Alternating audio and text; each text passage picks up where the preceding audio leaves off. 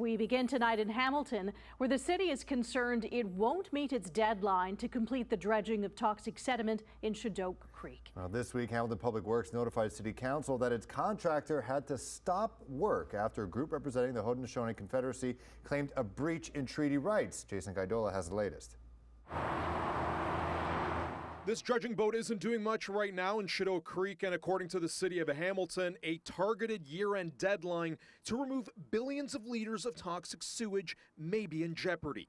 The city says it's over changing demands from a consulting First Nations group. We do have concerns at this point in time about the ability to meet the deadline that's been stipulated by the Ministry of the Environment and Conservation of Parks for the completion of this dredging work. Director of Hamilton's Water Division, Nick Winter, says it's the 36th time where dredging work was fully or partially interrupted, dating back to August 18th. 2 days ago, Public Works sent this letter to City Council. It says last Thursday, 2 members of the Haudenosaunee Development Institute arrived on site via the water, erected a tent, and began building a bonfire on a fenced parcel of land owned by the Royal Botanical Gardens on the west bank of Chedoke Creek. Workers asked them to vacate the site, but the individuals refused to leave the site and proceeded to build a fire. According to city staff, the individuals said they were exercising their treaty rights. Nick Winter says the city have been in negotiations with First Nations from Mississaugas of the Credit, Huron-Wendat, Six Nations of the Grand River, and the Haudenosaunee Confederacy to allow Indigenous environmental monitoring. Winter says nearly a month ago at a council meeting, a Haudenosaunee representative requested a fee of up to $25,000 from the city.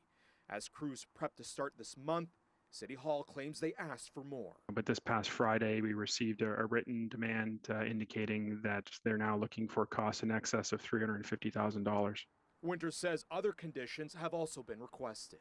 Their representatives have put a condition on their participation in the project, which includes having the city seek their consent and approval not only for this project but also for other municipal projects. And you know, I can tell you that any change that would replace the democratically elected city council with another body as the ultimate decision maker on municipal projects, not likely to happen. After receiving a project extension by the province, the city of Hamilton is mandated to complete dredging by December 31st of this year or face the possibility of hefty fines. CHCH News asked the Ministry of Environment, Conservation and Parks how much the city could be penalized if completion isn't done by deadline. No word yet from the province.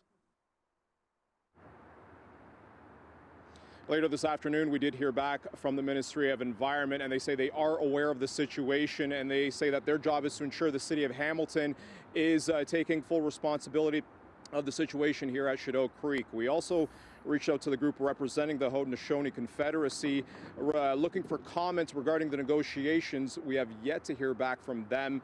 The city says that each day the contractor is not working. It's costing the city roughly $10,000 to $15,000 a day. They say they hope to resume work as soon as possible and expect to see a new work schedule from the contractor in the coming days. At this point in time, as they're waiting for that, they also say that they're considering asking the province for an extension here, and the province responded to that by saying that if the city of Hamilton is looking for an extension, they would have to apply as soon as possible.